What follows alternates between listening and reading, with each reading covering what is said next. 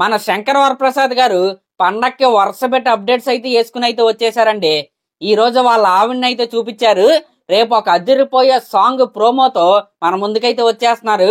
వాళ్ళ ఆవిడ్ని నీకు ఒక్కడికే చూపించారా, మాకు చూపించలేదా అంటే అందరికీ చూపించారండి.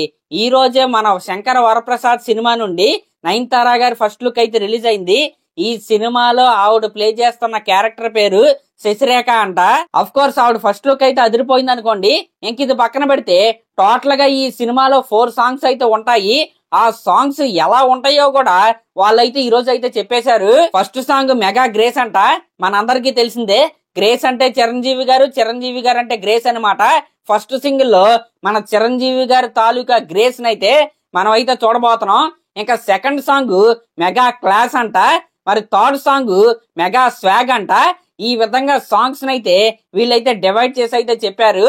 ఇంకా ఫోర్త్ సాంగ్ ఏదైతే ఉందో ఆ సాంగ్ ప్లే అవుతున్నప్పుడు థియేటర్స్ లిటరలీ చెప్పాలంటే ఎరప్ట్ అయితే అవ్వబోతున్నాయి.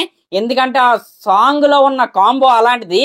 ఆ కాంబినేషన్ ఏంటంటే మన మెగాస్టార్ చిరంజీవి గారు అలాగే మన విక్టరీ వెంకటేష్ గారు అనమాట. అవును, ఈ సినిమాలో ఆల్రెడీ మన అందరికీ తెలిసిందే వెంకటేష్ గారు ఒక క్యామియో రోల్ అయితే చేస్తున్నారని. అది కాకుండా వీళ్ళిద్దరు కాంబినేషన్ లో ఒక సాంగ్ అయితే పడబోతుంది. అది కాకుండా ఈ సినిమాకి డైరెక్టర్ అనిల్ రావుపూడి గారు. అది కాకుండా ఈ సినిమా సంక్రాంతికి అయితే వస్తుంది.